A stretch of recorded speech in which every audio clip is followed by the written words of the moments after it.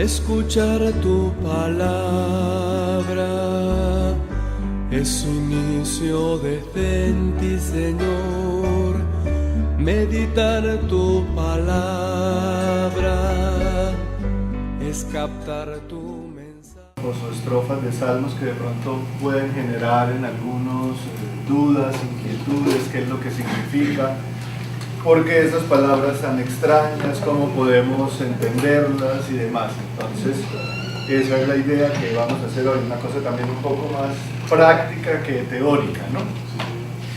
Entonces, no sé si alguno tiene por allí algún texto que quiera compartir y por ahí vamos empezando.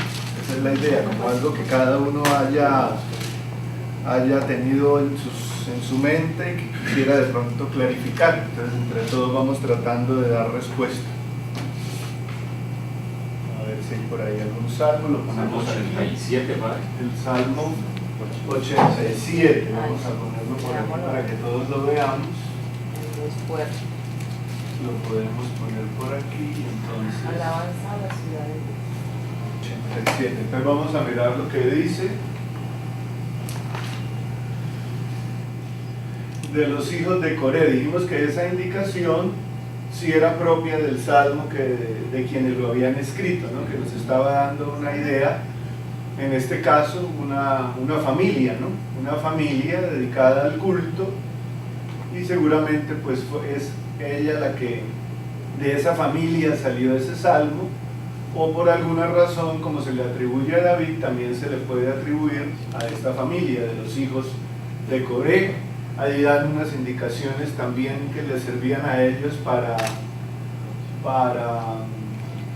la utilización de ese escrito. En este caso dice salmo, canto, es decir, lo utilizaban como un canto, como decir nosotros utilizamos cantos en la misa. Ellos naturalmente no tenían la misa, sino su culto de la sinagoga o de la lectura de la palabra o de sus fiestas litúrgicas anuales, y lo utilizarían entonces como un canto. Seguramente entonces tendría partitura musical que hasta nosotros pues no ha llegado, ¿no? Naturalmente los que están indicados como cantos eran cantos y tenían partituras musicales, porque ellos también, como nosotros, pues tenían sus instrumentos musicales, la lira, el arpa, el cuerno, una serie de instrumentos que tampoco seguramente hasta nosotros han llegado ni los hemos conocido, y tendrían partitura musical para cantar. Muy bien, entonces son indicaciones genéricas sobre el origen del salmo y sobre qué tipo de salmo era. En este caso sabemos que es un canto que ellos utilizaban, podemos suponer, en sus ceremonias litúrgicas. Y luego ya viene el texto del salmo, al que el traductor de esa versión de la Biblia pues le ha dado un título. Allí lo pusieron ese título: el Señor ama a Sión. Sabemos que Sión es la misma expresión para decir Jerusalén, ¿no? Cuando en las escrituras encontramos que la palabra Sión está refiriéndose a Jerusalén, porque Sión es el monte que le da el nombre a la ciudad. La ciudad de Dios, la ciudad de Jerusalén, la ciudad de Sión. Entonces son, digamos, sinónimos. Cualquiera de las expresiones nos indicaría lo mismo. Ya por el título que el traductor de esa versión le da, ya podemos imaginarnos de qué va a hablar ese texto que vamos a leer, ¿no? Ya nos está diciendo, aquí en este texto tiene el mismo título: el Señor ama a Sión, salmo, canto de los hijos de Coré. Podemos decir entonces, sin leerlo, que el salmo sabemos que va a hablar de la predilección del Señor por su pueblo elegido. Eso es lo que va a tratar el salmo. Sabemos que seguramente no nos vamos a encontrar con nada que no se refiera a cómo ellos, como pueblo de Dios, se experimentaban escogidos y elegidos por Él. Entonces vamos a empezar a mirar lo que dicen sus frases. Esta es la ciudad que fundó el Señor sobre las santas montañas. Él ama las puertas de Sión más que a todas las moradas de Jacob. Cosas admirables se dicen de ti, ciudad de Dios. Ahí está indicado una pausa, como sabemos que es un canto, nos está indicando como que en la partitura ahí seguramente había algunos acordes musicales antes de continuar cantando la otra estrofa. Contaré a Egipto y a Babilonia entre aquellos que me conocen. Filisteos, tirios y etíopes han nacido en ella. Así se hablará de Sión.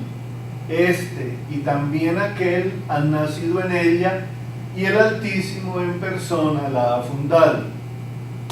Al registrar a los pueblos, el Señor escribirá: este ha nacido en ella. Otra pausa musical. Y todos cantarán mientras danzan: todas mis fuentes están en ti. Bueno, ese es el texto del Salmo. Ahí tiene las indicaciones. Como arriba nos dice que es un canto, si ustedes miran también los libros de cantos que utilizan para el coro, para los que nos ponen en la iglesia para cantar, a veces tienen una rayita, 2 rayitas para indicarnos que se repite el coro, que se repite la estrofa, bis. Bueno, esas son las mismas indicaciones que encontramos aquí, como si el texto hubiera ido puesto en un libro de cantos para utilizarlos en sus ceremonias litúrgicas. El texto entonces se refiere a ese gusto, a ese agradecimiento, a ese sentimiento que en ellos surgía de sentirse el pueblo escogido por el Señor para dar a conocer su mensaje, para transmitirles y comunicarles su salvación. Es lo que dice allí. Ellos cantan: esta es la ciudad que fundó el Señor. Es decir, es un reconocimiento que ellos han sido constituidos como pueblo, es por el Señor, no ha sido simplemente una agregación de personas con un sentido económico, con un simple sentido político, con un simple sentido jurídico, sino que es el Señor el que a través de la historia ha querido hacer que aparezcan ellos como un pueblo dentro del cual el Señor se va a manifestar y se va a hacer, ¿qué tal? Buenos días. Y se va a hacer sentir y se va a dar a conocer. Ese es el sentido, ¿no? Él ama las puertas de Sión más que a todas las moradas de Jacob. Bueno, sabemos que las ciudades antes tenían puertas, las ciudades eran cerradas, no como hoy que las ciudades son abiertas, ¿no? Todas las ciudades eran amuralladas y todas las ciudades tenían naturalmente puertas. Por eso habla de las puertas de Sión. Si uno va todavía a Jerusalén, todavía encuentra restos de las murallas. Las ciudades todas eran amuralladas. Miren Cartagena, por ejemplo, ciudades del centro de América, Costa Rica, San Juan de Puerto Rico. Ustedes ven que esas ciudades, todas esas ciudades tienen todavía restos de murallas, porque las ciudades eran amuralladas, cerradas y tenían puertas, de manera que se podía cerrar la ciudad. Por eso habla: él ama las puertas de Sión. Al hablar de eso está hablando de la ciudad entera, ¿no? Él ama las puertas de Sión más que a todas las moradas de Jacob. Es decir, el Señor ha querido, es como el sentimiento que ellos tienen, la conciencia que ellos tienen, que el Señor, para el Señor ellos son sus predilectos. Recuerden que el pueblo judío siempre se ha considerado el pueblo predilecto del Señor, el pueblo escogido. Eso es lo que ellos están cantando allí. El Señor ama las puertas de Sión más que a todas las moradas de Jacob. Es decir, nosotros somos sus consentidos, nosotros somos sus preferidos. Cosas admirables se dicen de ti, ciudad de Dios. Entonces, ¿qué va a contarnos? ¿Qué se dice de esa ciudad? ¿Qué sentimientos despierta en otros el hablar de Jerusalén, el hablar de Sión? El sentido de ellos, al sentirse pueblo elegido, esto es muy importante que lo tengamos claro, era poder hacer que todas las naciones fueran agrupadas dentro de ella. ¿Ya? El sentido de ellos era ese, hacer que otros pueblos y naciones encontraran como que en esa ciudad tenían su origen, ser ellos como el centro del universo de alguna manera. Nosotros somos el pueblo elegido, nosotros somos el centro de la tierra, entonces como que todo tiene que girar alrededor nuestro. Ese era como el sentido que en esa época ellos tenían de su condición de pueblo elegido. Por eso estas expresiones: contaré a Egipto y a Babilonia entre aquellos que me conocen, filisteos, tirios y etíopes han nacido en ella. Así se hablará de Sión, este y también aquel han nacido en ella, y el Altísimo en persona la ha fundado.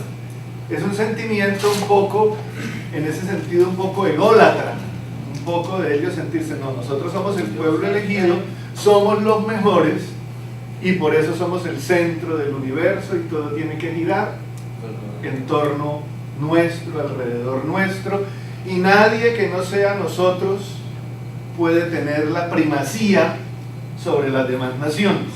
Ese es el sentido de esa frase, de ese párrafo.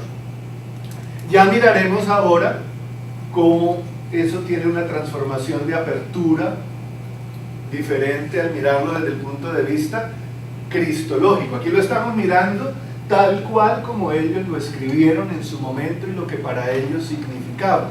Pero recuerden que nosotros dijimos que una cosa significa el Salmo visto desde el pueblo judío cuando ellos lo escribieron, y otra cosa es muy diferente lo que el Salmo significa cuando lo miramos nosotros desde nuestro punto de vista cristiano. Cambia el sentido de las cosas, ya vamos a ver enseguida cómo cambia. Y todos cantarán mientras danzan, todas mis fuentes están en ti. Vuelves como una repetición de lo mismo, ¿no? Yo soy la fuente, yo soy el manantial, yo soy el origen, yo soy el centro del universo. El Señor me escogió a mí como pueblo, yo soy su predilecto, yo soy su elegido, yo soy su escogido, nada hay fuera de mí. Eso es lo que significa el Salmo en el momento que el pueblo judío lo escribió y lo cantó. Una alabanza, un agradecimiento al Señor por haberlos constituido un pueblo de muchas tribus, fueron agrupándose hasta que se constituyeron como una nación, con un gobierno propio, con un estado propio, con una capital religiosa, con una serie de cultos, con una serie de ritos. Poco a poco se fueron constituyendo en un pueblo. Y eso es lo que allí agradecen, ¿no? Cómo ellos experimentan en su vida el amor del Señor en sus corazones, y cómo en esa ciudad en la que los ha congregado ellos experimentan ser una nación fuerte, una nación poderosa, que el Señor ama, que el Señor protege, que el Señor bendice, que el Señor ha fundado, es decir, como que Él es la roca, el fundamento, el centro de su vida. Muy bien.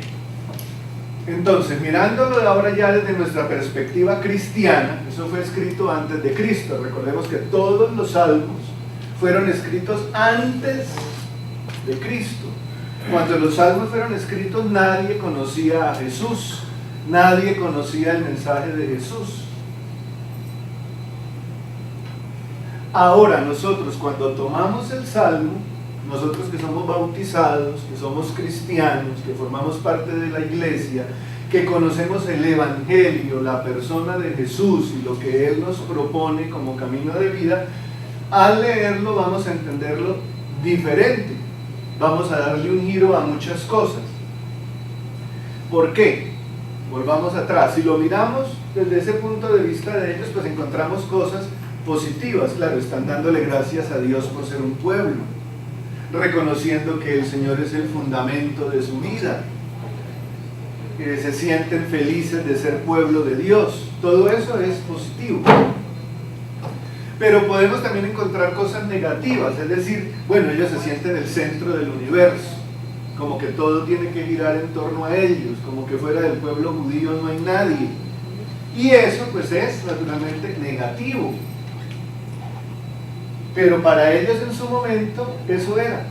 No tenían otro punto de referencia que les abriera su horizonte cultural o religioso. Tomándolo desde nuestra visión cristiana, cuando se habla en los salmos de Jerusalén, se habla de la iglesia. Entonces ahí vamos a ver que hay un cambio muy grande para interpretarlo. Cuando en los Salmos, en la Escritura, encontramos que habla de Jerusalén, de Sión, para los que acabaron de llegar, Sión y Jerusalén son sinónimos. Jerusalén significa la ciudad del rey, Sión es por el monte que queda cerca de Jerusalén y que le da el nombre a la ciudad, de manera que son nombres sinónimos. Como si dijéramos Manizales o dijéramos la ciudad del Nevado del Ruiz, sería lo mismo. Aquí decimos la ciudad de Sión o la ciudad de Jerusalén para indicar la misma ubicación geográfica. Entonces, estamos hablando, cuando nosotros los cristianos tomamos este salmo, el salmo se está refiriendo a la Nueva Jerusalén. La Nueva Jerusalén es la iglesia que fundó Jesucristo con su muerte en la cruz. Recordemos que el origen de la iglesia está en ese momento de la crucifixión, en que dice el evangelista que brotó de su costado sangre y agua. Nacen los sacramentos de la iglesia, y en Pentecostés, con la venida del Espíritu Santo, se confirma y se le da a la iglesia esa misión de salir a anunciar a todos los pueblos la salvación que trajo Cristo. Entonces, el origen de la iglesia es el sacrificio de Cristo en la cruz. Bien, entonces, vamos a hablar de la iglesia. Todo lo que dice ahí vamos a tratar de entenderlo en perspectiva eclesial. Esta es la ciudad que fundó el Señor. Obviamente se está refiriendo, para nosotros como cristianos, esta es la iglesia, la comunidad que el Señor fundó con su muerte y resurrección. Sucede que curiosamente también sobre una montaña, porque el Señor murió en el monte Calvario, entonces todo va coincidiendo, ¿no? Él ama las puertas de Sión más que a todas las moradas de Jacob. Va a referirse a eso, el amor entrañable que Cristo siente por su iglesia. Si leemos por allá las cartas de Pablo, él nos va a hablar. Cristo, cuando Pablo habla del matrimonio, dice: el matrimonio, la unión entre el hombre y la mujer, es como el amor profundo que Cristo siente por su iglesia y que lo llevó a morir por ella. Entonces allí se refiere el amor que siente el Señor por su iglesia, por esta comunidad que somos nosotros, los bautizados. Ahora, esta parte que nos parecía negativa, estos versículos 4 y 5, que nos hacían en ese momento, mirándolo solo desde la perspectiva judía, darnos cuenta que ellos estaban como alabando a sí mismos y poniéndose en el centro. Desde la perspectiva de la iglesia va a tener un sentido no de encerrarse en sí mismo, sino de abrirse a todos para acogerlos en su seno. Entonces, contaré a Egipto y a Babilonia entre aquellos que me conocen, filisteos, tirios y etíopes han nacido en ella. Así se hablará de Sión, este y también aquel han nacido en ella, y el Altísimo en persona la ha fundado. Es decir, desde la perspectiva eclesial, lo que nos quiere decir es: todos los pueblos y naciones de la tierra encuentran en la iglesia espacio para ellos. La iglesia no está cerrada a nadie, por eso se llama católica. La palabra católica significa, es una palabra griega, pero al traducirla al español significa universal. La palabra católico es griega, la palabra original es católicos, es una palabra de la lengua del idioma griego. Al traducirla al español, católico significa universal, y universal significa que está abierto a todos, que no hay posibilidad de excluir a nadie. Eso es lo que significa cuando decimos que la iglesia es católica. Significa que está abierta a todo el que quiera hacer parte de ella, y que la iglesia no puede discriminar a nadie ni excluir a nadie. Entonces estos dos versículos se refieren a eso. desde la perspectiva cristiana, la Nueva Jerusalén, la iglesia, la comunidad de hermanos que fundó Jesucristo, está abierta y dispuesta a acogerlos a todos. Es lo mismo que por allá leemos en una parábola cuando el Señor resucita y se encuentra con sus discípulos y les dice vamos a pescar, y allá dice sacaron la red repleta de peces que casi se reventaba y contaron las especies de peces, y la red, a pesar de tenerlos a todos, no se rompía. Eso significa lo mismo, que la red está significando la iglesia, esa comunidad de hermanos que pueden caber todos los que sean, y para todos siempre va a haber espacio. Es la misma cosa. Muy bien. Y aquí ya se referiría un poco a la parte sacramental. ¿Cómo hacemos parte de la iglesia? A partir del bautismo.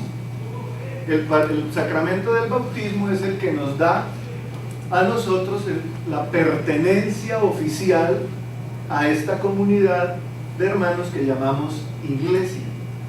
Entonces dice, al registrar a los pueblos, el Señor escribirá, este ha nacido en ella, y todos cantarán mientras danzan, todas mis fuentes están en ti. Es decir, el Señor invita a todos los hombres a nacer como hijos suyos y como hermanos los unos de los otros por el sacramento del bautismo en la iglesia.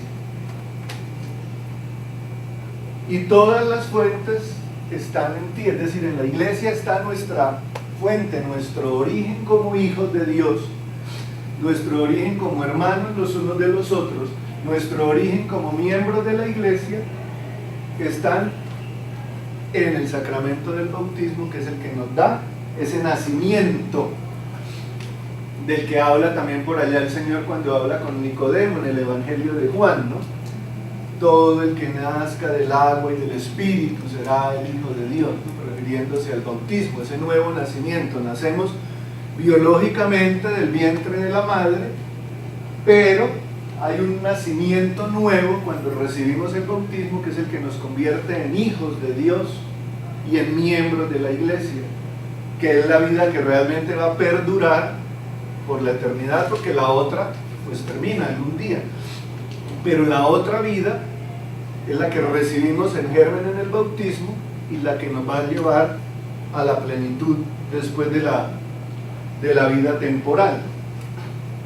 Muy bien, entonces vemos cómo el Salmo, viéndolo desde esa perspectiva, es fácil de entender y de interpretar.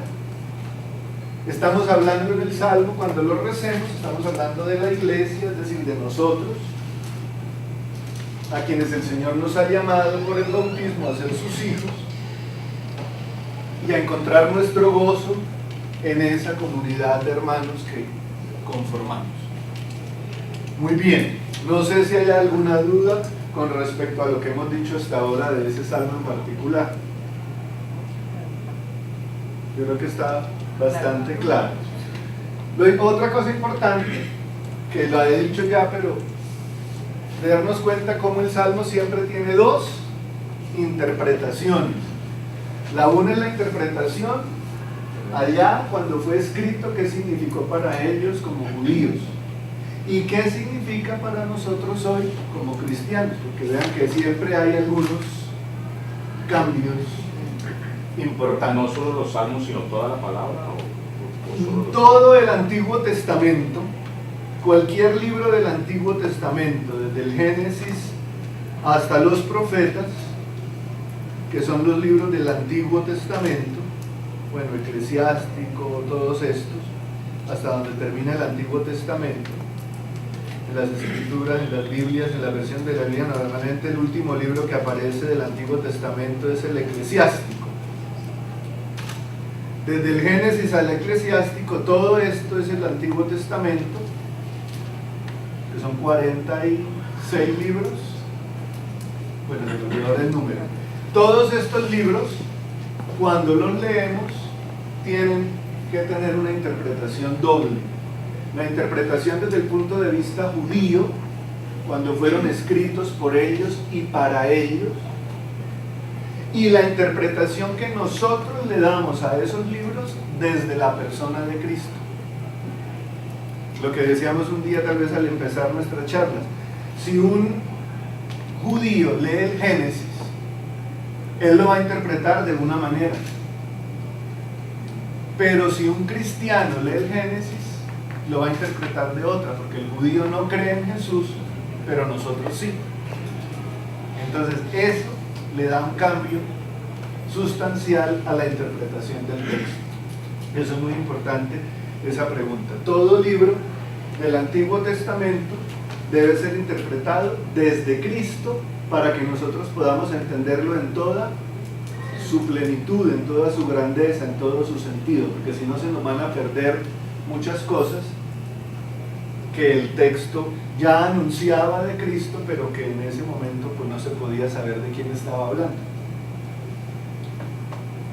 Ya los del Nuevo Testamento, pues es natural que todos los interpretemos desde Cristo, porque todos los libros del Nuevo Testamento explícitamente nos hablan de Cristo. No hay ningún libro aquí del Nuevo Testamento, de los Evangelios hasta el Apocalipsis, que no nos hable explícitamente de la persona de Jesús. Todos. Pero en cambio el Nuevo Testamento nunca nos habla de Jesús. Nunca. Explícitamente. Si los judíos no creen en Jesús, para ellos el Nuevo Testamento... Claro, ellos no tienen el Nuevo Testamento. Sus libros, los judíos solamente tendrían de nuestra Biblia lo que nosotros llamamos el Antiguo Testamento. Todavía. Esta parte para ellos no tiene ningún sentido, ni ninguna validez, porque para ellos Jesús no es Dios. Todavía esperan al Mesías. Ellos están esperando que venga el Mesías algún día. Ellos esperan que venga el Mesías. Nosotros sabemos y creemos que el Mesías es Jesucristo. Ellos piensan que... Y que ya vino. Ellos esperan que venga algún día. Ellos piensan que Jesús es el profeta. Para ellos es un profeta, como puede ser para nosotros Isaías, para nosotros Ezequiel, para nosotros, todos los profetas son muy importantes. Cualquier libro de los profetas que nosotros tomemos para nosotros es muy importante. El libro de Isaías, Ezequiel, Daniel, Jeremías, bueno, son los 12, los menores y los mayores. Igualmente para ellos Jesús es un judío de su tiempo que anunció cosas, que dijo cosas, pero no es Dios. El asunto es que para nosotros Jesús sí es Dios. Ahí es donde está toda la clave del asunto. Para nosotros ese hombre que vivió allá hace 2000 años, de carne y hueso, ese hombre es Dios. Nosotros creemos que en esa persona, que en una persona como nosotros de carne y hueso, se hizo presente Dios en medio de la historia. Ellos no pueden creer eso ni pueden aceptarlo jamás. Pero entonces las enseñanzas ellos no pueden de creer Jesús... que Dios, que es el totalmente otro, el todopoderoso, el creador, el dueño del universo, se haya humillado a aparecer presente en un ser humano. Ellos no lo pueden aceptar. Pero si para ellos Jesús es un profeta, las enseñanzas de Jesús las leen. Un profeta, pero no las leen porque fue un profeta que ellos lo consideran como alguien que pudo haber destruido el judaísmo.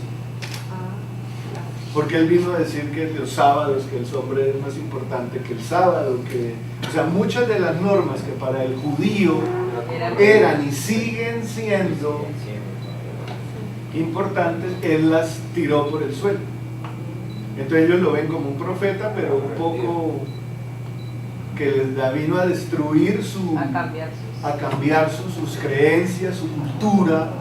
Entonces por eso, pues, ¿cómo va a venir a decir que es hijo de Dios y viene a destruirnos todo del Dios en el que hemos venido creyendo todos estos años, ¿no? Él viene a decir que la ley de Moisés, ¿cómo? Entonces, si esta ley nos la dio Moisés, y a Moisés lo dio Dios, y este viene a decir el Hijo de Dios, y viene a acabar con todo lo que había, ¿cómo lo vamos a aceptar? Entonces, no, ellos el Nuevo Testamento no lo tienen, ni lo leen, ni lo conocen, ni les interesa.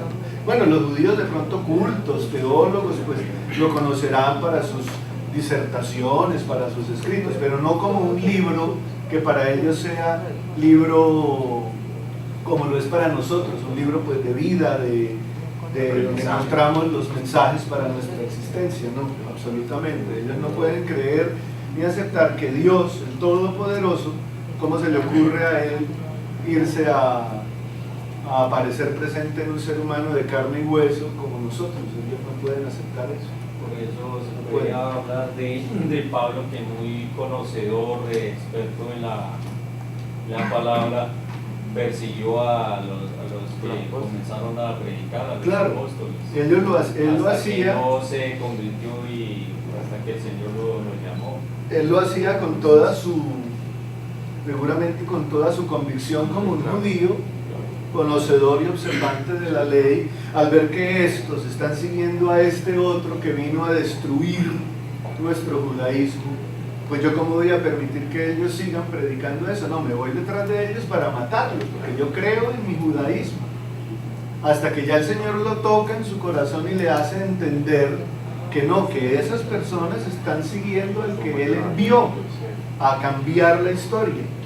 Entonces él ya se convierte y empieza a defender lo que antes atacaba, pero solamente por una acción del Señor en su vida, si no era imposible. Porque si uno se pone a pensar humanamente, descartando todo lo que es fe, descartando la acción del Espíritu, descartando la fe, si uno se pone a mirar humanamente simplemente, pues es fácil de entender ellos por qué actuaban así. Es decir, pero como este, que es el hijo de María, esa muchachita allí de la casa, ¿cómo me van a decir que ese es el hijo de Dios? Es decir, humanamente es normal que ellos hayan actuado de esa manera. Humanamente, en los mismos evangelios encontramos cómo, pero ¿cómo? Es que no es un papá José, el carpintero, y sus hermanos aquí viven entre nosotros. Y es normal que ellos pensaran de esa manera. Nosotros podemos creer diferente porque tenemos desde el bautismo la fuerza de la fe que nos impulsa a creer que ese hombre que nació hace 2000 años de esa niña jovencita María es el Hijo de Dios. Eso lo creemos es solo por fe, no hay nadie que nos lo pueda comprobar. Nosotros no podemos pedir pruebas científicas ni de ADN del Espíritu Santo a ver si ese es Hijo de Dios. Solo por fe y únicamente por fe es que existe esto que llamamos iglesia desde hace 2000 años. El único fundamento es la fe. Nada más. Nada más. La palabra, la fe en el Señor, creer que Él es el Hijo de Dios, creer que esto que Él ha dicho es la verdad que a nosotros nos guía. Pero no hay ninguna otra persona, no, a mí nadie me puede comprobar si salí en el cohete y el astronauta del Apolo 11 vio a Dios allá arriba encima de una nube, ¿no? Nadie puede decirnos eso. Es solo la fe la que nos guía, solo la fe, únicamente. Muy bien. Ese salmo, a ver, yo creo que alcanzamos, no, ya sé que el tiempo vuela, pero bueno, miremos otros, y no sé si Efraín tenía por ahí uno. El 1, el Salmo 1. Salmo 1, a ver, miremos el Salmo 1. Género didáctico, ya sabemos que pretende comunicarnos una enseñanza, ¿no? Eso significa el género didáctico, que pretende enseñarnos algo. Salmo 1. Primero que aparece en el Salterio, ¿no? Bueno, tiene ahí un título, ya dijimos que el título no formaba parte original del Salmo, pero aquí le pusieron: el Señor protege el camino de los justos. Leamos entonces: feliz el hombre que no sigue el consejo de los malvados, ni se detiene en el camino de los pecadores, ni se sienta en la reunión de los impíos, sino que se complace en la ley del Señor y la medita de día y de noche. Él es como un árbol plantado al borde de las aguas, que produce fruto a su debido tiempo y cuyas hojas nunca se marchitan. Todo lo que haga le saldrá bien. No sucede así con los malvados. Ellos son como paja que se lleva el viento. Por eso no triunfarán los malvados en el juicio, ni los pecadores en la asamblea de los justos. Porque el Señor cuida el camino de los justos, pero el camino de los malvados termina mal. bien. Ese es el primer salmo, muy bonito, ¿no? Los textos son muy hermosos, muy poéticos como la mayoría o como todos los salmos, naturalmente, porque tratan de elevar el lenguaje a niveles muy altos para que se pueda hablar de esas realidades que a veces con palabras muy comunes pues es imposible aterrizar. Entonces, volvemos a encontrar las dos interpretaciones. Desde el punto de vista de los judíos, ellos eran de pronto en alguna medida ciertamente materialistas, o veían o querían ver reflejada en su realidad terrena la acción del Señor. Es decir, para un judío, fuente de bendición del Señor, un signo de que el Señor bendecía a alguien en su vida, o que esa persona era justa y hacía lo que el Señor le pedía, era que la persona tuviera tierras abundantes y que tuviera ganados abundantes y que tuviera riquezas abundantes y muchísimos hijos. Todo eso significaba para el judío bendición del Señor. Entonces por eso ellos desde muy jovencitos ya se casaban y empezaban a tener descendencia. Apenas pasaban sus ritos de iniciación de la adolescencia, ya ellos empezaban a buscarle su familia, el esposo o la esposa. A los 14 años, a los 12 años, ellos ya estaban buscando su pareja, porque la idea era que tuvieran hijos, de manera que esos hijos tuvieran hijos, y ellos hijos, de manera que que era el tronco familiar, alcanzara a conocer bisnietos y tataranietos y no sé cuántas generaciones. Y claro, si se casaban a los 14, naturalmente, y el hijo también a los 14, y el nieto también a los 14, pues el papá aquí, el abuelo, bisabuelo, iba a conocer hasta el tataranieto y más. A pesar de que la expectativa de vida para ellos seguramente no era tan grande como para nosotros hoy, porque pues sistemas de salud y de higiene y demás pues no eran como los nuestros, pero de todas maneras tendrían una larga vida. Dice por allá en los Salmos, el que vive hasta 70 y el más robusto hasta 80. Uno puede suponer que hasta esa edad se consideraba la edad en que la gente de esa época vivía. De manera que una persona que se casara a los 14 vivía hasta los 80, imagínense a cuántas generaciones posteriores alcanza a conocer.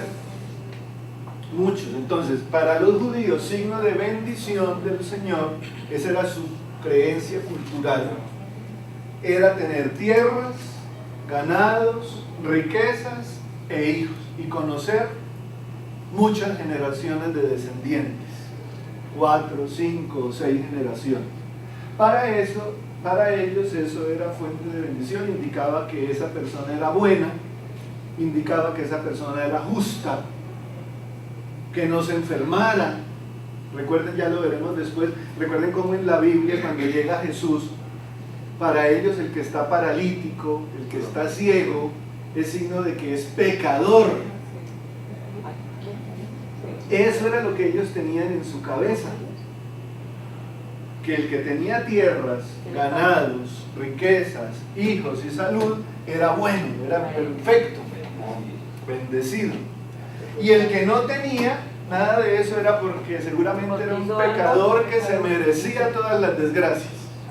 Esa era la concepción cultural del judío y sigue siendo actualmente.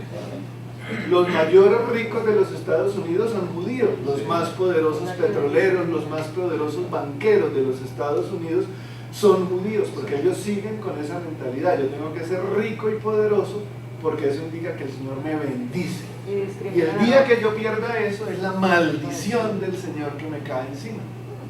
Entonces, una concepción cultural que ellos le dan un toque religioso, porque en el judío la cultura y la religión y la política todas van así, mezcladas. Entonces, ese salmo por eso se refiere al que dice: vea, el bueno le irá bien. ¿Sí ven? El Señor cuida el camino de los justos, pero el camino de los malvados termina mal. El bueno será como un árbol plantado al borde de las aguas y produce fruto abundante y sus hojas nunca se marchitan y todo le saldrá bien. Ahí está la concepción. Y al que hace el mal, todo le sale mal. Esa es la concepción judía, muy ligada a lo terreno.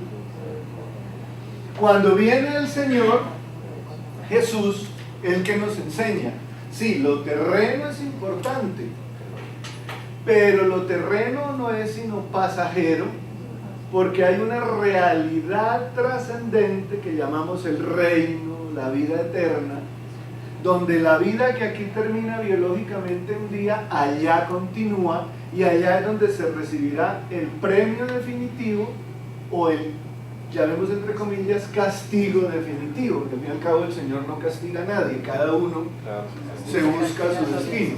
El Señor no está para castigar a nadie, tiene muchos oficios para ponerse a castigar a los malos. Cada uno se busca su futuro.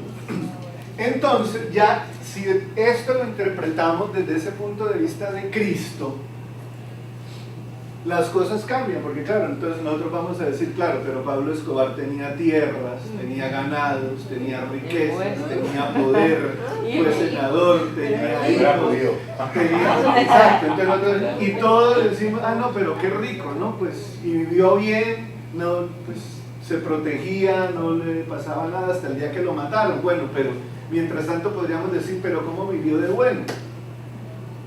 Y entonces uno podría decir, bueno, pero si lo interpretamos a pie de letra con el Salmo, entonces podríamos decir, entonces él era un justo, porque tenía plata, ganado, hijos, riquezas, poder, fue senador, hizo y deshizo y nadie lo tocaba.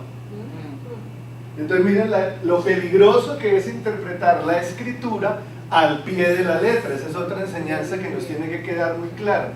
Si nosotros interpretáramos esto al pie de la letra, todos los mafiosos italianos, el Padrino, todos esos serían justos, porque tenían de todo, poder, riqueza, bienes, y todo les salía, entre comillas, bien. No podemos interpretar entonces, sino desde el punto de vista cristiano, porque entonces nosotros podríamos decir, Jesús también fue un malo, porque murió joven, no tuvo riquezas, no tuvo tierras, no tuvo ganado, no tuvo hijos y lo mataron a los 30 años, entonces deja de ser un pervertido espantoso. Si leemos a rajaleña, a rajatabla, al pie de la letra del Salmo,